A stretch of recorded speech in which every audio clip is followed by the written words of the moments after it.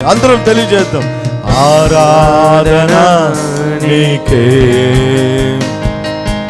ఆరాధన నీకే యేసయ్యా, ఆరాధన నీకే, ఆరాధన నీకే, ఆరాధన నీకే,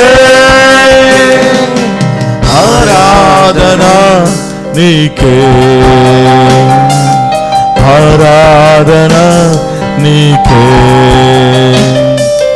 మా రక్షణకర్త మారని మా దేవా, మాలోన వసించు మహిమా స్వరూపా.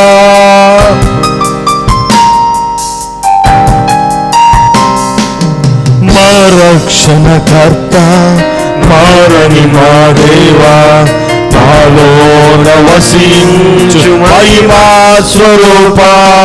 మహిమా ఘనత ప్రభావము నీకే, ఆరాధన నీకే. మహిమా ఘనత ప్రభావము నీకే, ఆరాధన నీకే, ఆరాధన నీకే, ఆరాధన నీకే, ఆరాధన నీకే,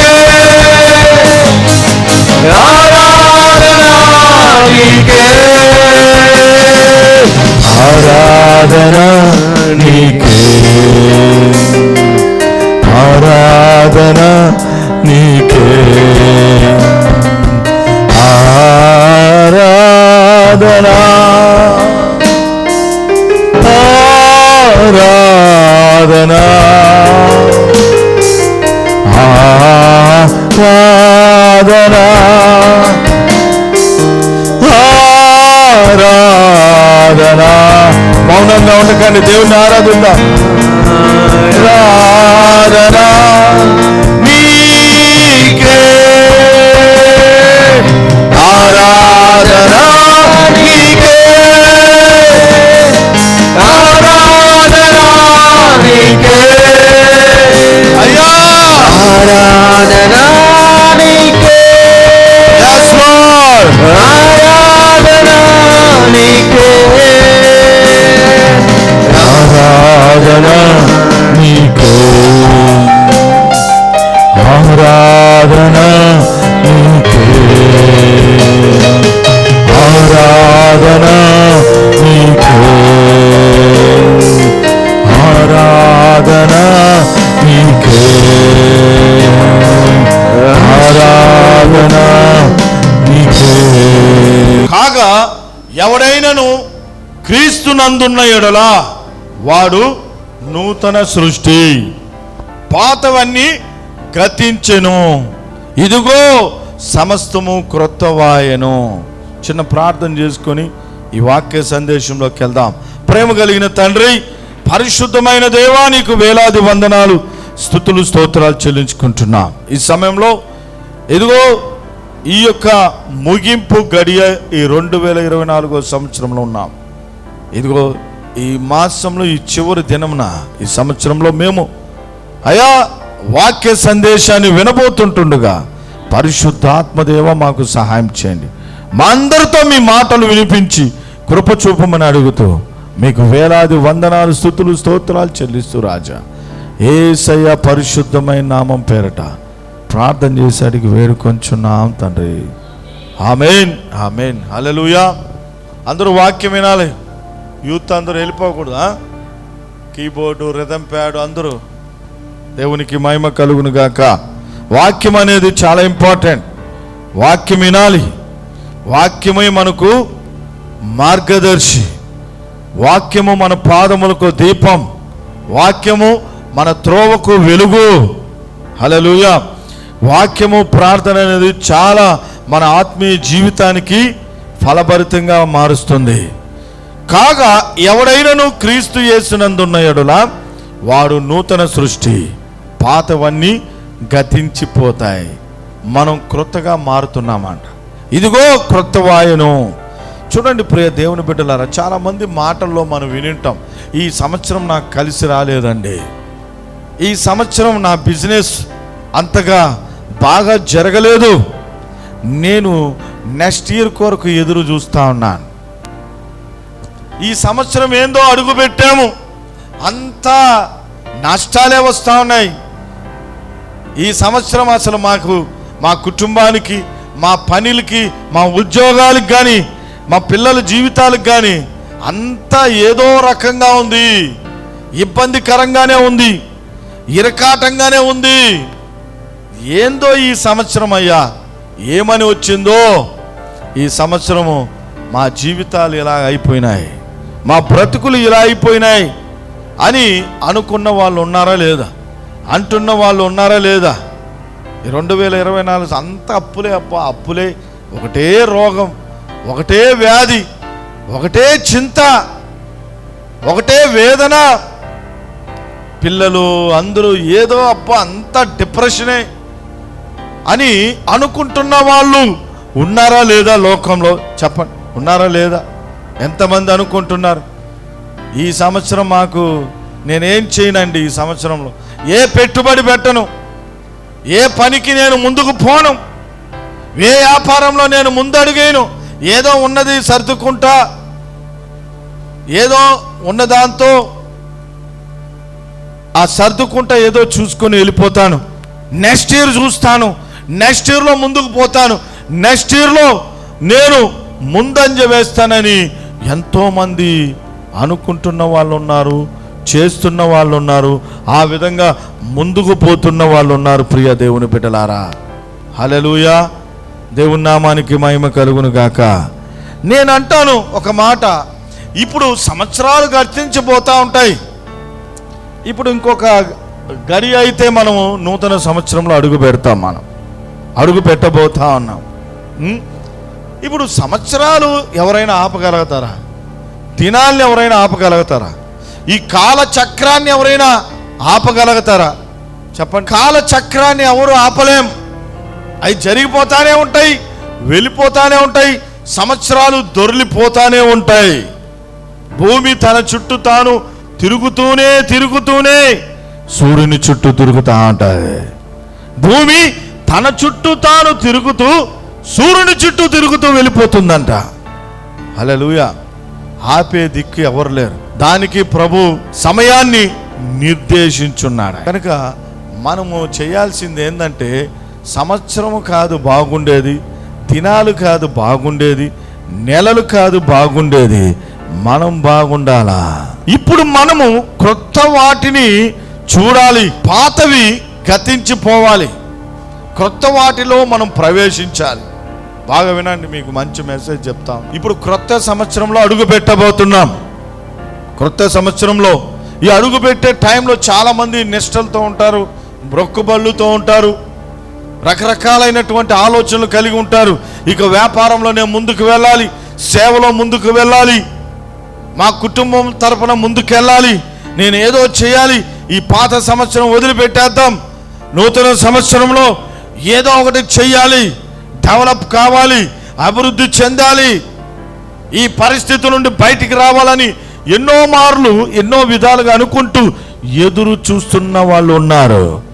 వాళ్ళకందరికీ నేను ఒకే మాట నేను తెలియజేస్తా ఉన్నాను, దేవుని బిడ్డలారా, మనము క్రొత్త వాటిని చూడాలంటే, క్రొత్తగా మన జీవితాలు మారాలంటే మనం ఏం చేయాలనేది ఈ దినమున నేను మీకు తెలియజేయాలని ఆశపడుతున్నాను. క్రొత్త సంగతులు ఈ సంవత్సరం దాకా నీ జీవితంలో ఎప్పుడు చూడలేని కొన్ని అద్భుతమైన కార్యాలు, దేవుని యొక్క గొప్ప ఉపకారాలు, ఆయన మహిమ కార్యాలు, అద్భుతమైన కార్యాలు, యెహోవా ఉత్తముడని రుచి చూచి తెలుసుకొనుడి, నేను రుచి చూచాను అని దావీదు భక్తుడు చెప్పిన రీతిగా మనము నెక్స్ట్ ఇయర్ 2025 సంవత్సరంలో దేవుని యొక్క మహిమ కార్యాలు చూడాలని ఎంతమందికి ఉంది? చేతులు ఎత్తుతారా? హల్లెలూయా. ఎంతమంది చూడాలని ఆశపడుతూ ఉన్నారో? ఎంతగా మనల్ని బట్టి దుఃఖము, ఇంకొకరిని బట్టి దుఃఖము, వేదన, ఒకటే సమస్యలు, రోదనలు అవన్నీ వదిలేద్దాం. నూతన సంవత్సరంలో మనం అడుగు పెట్టబోతా ఉన్నాం.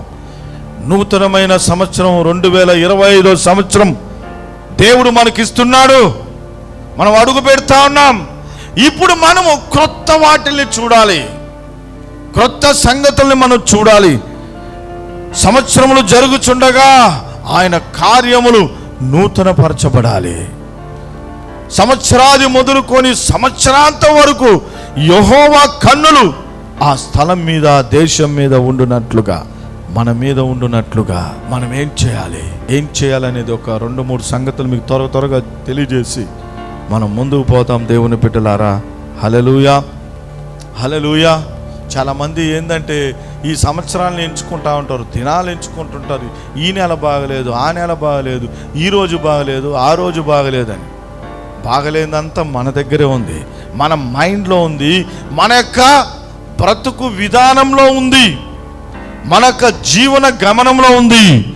మనం వాటిని సరి చేసుకొని కరెక్ట్గా మనల్ని మనం దేవుని వైపు చూచి మనం విడిచిపెట్టాల్సినవి, పాతవన్నీ విడిచిపెట్టాల్సినవి విడిచిపెట్టి, పాతవన్నీ విసర్జించాల్సినవి విసర్జించి మనం నూతన సంవత్సరంలో అడుగు పెట్టాలా. హల్లెలూయా, దేవునికి మహిమ కలుగును గాక. ఇప్పుడు మనం ఏం చేస్తున్నామంటే పాత క్రియలతోనే కొత్త సంవత్సరంలో అడుగు పెట్టేస్తా ఉన్నాం.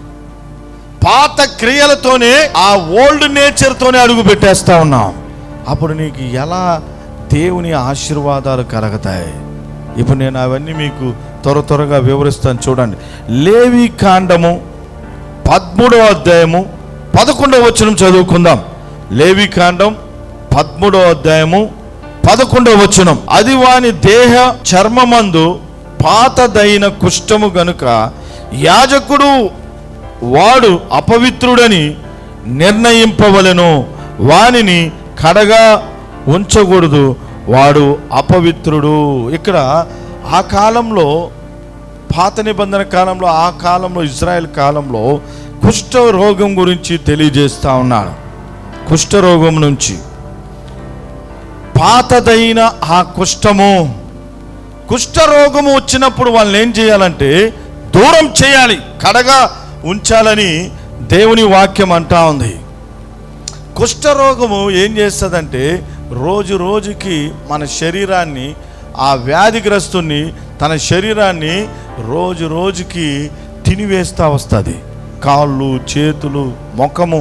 కొన్ని దినాలకి ఏమైపోతుందంటే ఆ కుష్ఠరోగం అంతా శరీరం అంతా వ్యాపించి రూపం అనేదే లేకుండా పోతుంది. చూసారా లెప్రసీ వాళ్ళని ఎలా ఉంటారు?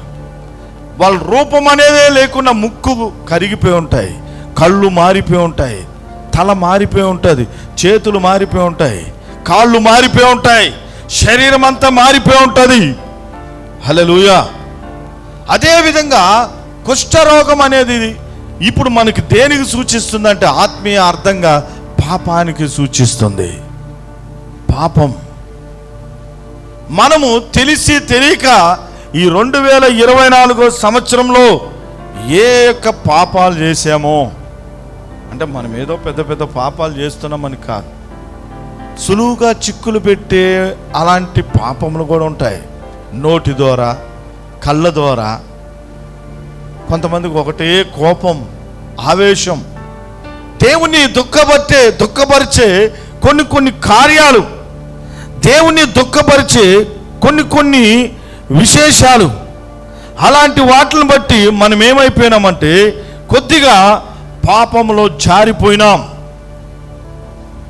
అందుకని దేవుణ్ణి మనం అడగాలి.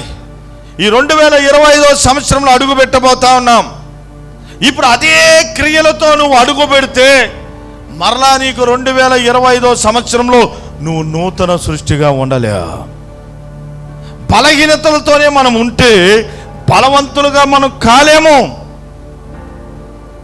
అదే అబద్ధాలు, అదే కోపము, అదే అసూయ, అదే కక్ష, అదే పగ, అదే గర్వము, అదే అహంకారము, పాపములు, చిన్న పాపాలు, చిన్న దోషాలు, వీటిని బట్టి మనము అడుగు పెడుతున్నప్పుడు మరలా ఆ సంవత్సరంలో మనకు మేలు కలుగుతుందా? చెప్పండి, మేలు కలుగుతుందా? విడిచిపెట్టేవాలి.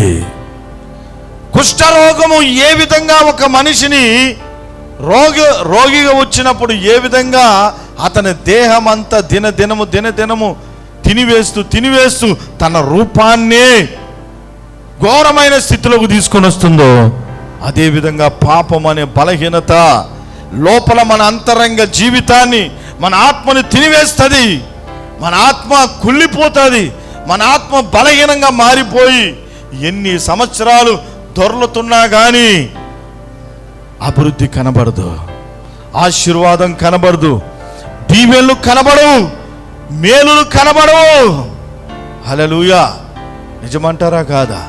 నెహెమ్యా గ్రంథం 12వ అధ్యాయం 39వ వచనం చదివితే, నెహెమ్యా గ్రంథం 12వ అధ్యాయం 39వ వచనంలో, మరియు వారు ఎఫ్రాయిము గుమ్మము అవతల నుండి పాత గుమ్మము అవతల నుండి, ఎఫ్రాయిము గుమ్మము అవతల నుండి పాత గుమ్మము, పాత గుమ్మం.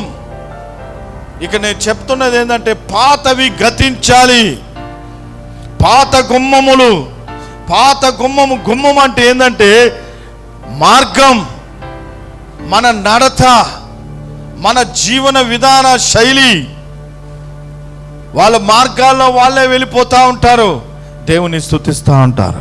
వాళ్ళ నడవడే కానీ దేవుని యందు భక్తి కలిగి ఉంటారు. పాత మార్గం, పాత గుమ్మములు, అదే జీవితంలో మనం ఉంటే నువ్వు ఎన్ని సంవత్సరాలు, రేపు 2026 వచ్చినా, 2027 వచ్చినా, 2028 వచ్చినా, 2029 వస్తున్నా, 2030 వస్తున్నా, మన జీవితంలో అదే విధమైన బలమైన ఆశీర్వాదాలు, దేవుని యొక్క న్యూ క్రియేషన్లో మనం ఉండలేకపోతా ఉంటాం. దేవుని బిడ్డలారా, పాత గుమ్మాలు వదిలిపెట్టాలి. పాత నడవడి, దుష్ట సాంగత్యం, చెడు సాంగత్యం, చెడు స్నేహితులు, రకరకాలైనటువంటివి, నీ నడతతో నువ్వు చేస్తున్నటువంటి ఆ కార్యాల్ని నువ్వు సరి చేసుకుంటూ ఆ పాత గుమ్మాల్ని మనం తొలగించుకొని నూతన మార్గంలో దేవుని మార్గానికి సిద్ధమై ఇదిగో మనం ఇంకొక గడియలో అడుగు పెట్టబోతా ఉన్నాం. అలా అడుగు పెట్టామంటే ఆ నూతన గుమ్మంలో మనం అడుగు పెడితే దేవాది దేవుడు మనకు తోడై ఉంటాడు. ఆయన హల్లెలూయా, హల్లెలూయా, దేవుని నామానికి మహిమ కలుగును గాక. కనుక పాపము, బలహీనతలు, మన నడవడి మనం చెక్ చేసుకుంటూ దేవుని సన్నిధిలో మనము ఆయన రక్తంతో కడగబడి శుద్ధి చేసిబడి 2025కి సిద్ధపాటులో ఉంటే దేవుడు నీకు ఆయన ఆశీర్వాదాలు ఇచ్చేదానికి సిద్ధపాటు కలిగి ఉన్నాడు ఆయన. రెండో చూద్దాం, యోబు గ్రంథం 14వ అధ్యాయం 7-8 వచనాలు చదువుకుందాం. యోబు గ్రంథం 14వ అధ్యాయము 7-8 వచనాలు. యోబు గ్రంథం 14వ అధ్యాయం 7-8 వచనాలు. వృక్షము నరకబడిన యెడల అది తిరిగి చిగుర్చుననియు, దానికి లేత కొమ్మలు వేయుననియు నమ్మకము కలదు. దాని వేరు భూమిలో పాతదైపోయినను, దాని అడుగు మొద్దు మంటిలో చీకిపోయిను. దాని వేరు పాతదైపోయినను, దాని వేరు భూమిలో పాతదైపోయినను, దాని అడుగు మొద్దు మంటిలో చీకిపోయినంట. హల్లెలూయా. వేరు అంటే మన ఆత్మని సూచిస్తుంది.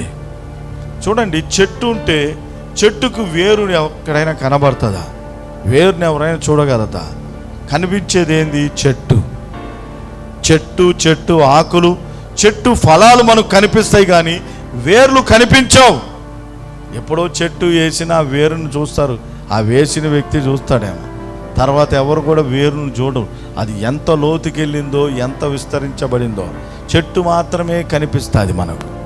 ఆ వేరు ఎంత స్ట్రాంగ్గా ఉంటే చెట్టు అంత బలంగా అనేక సంవత్సరాలు జీవింపబడుతుంది.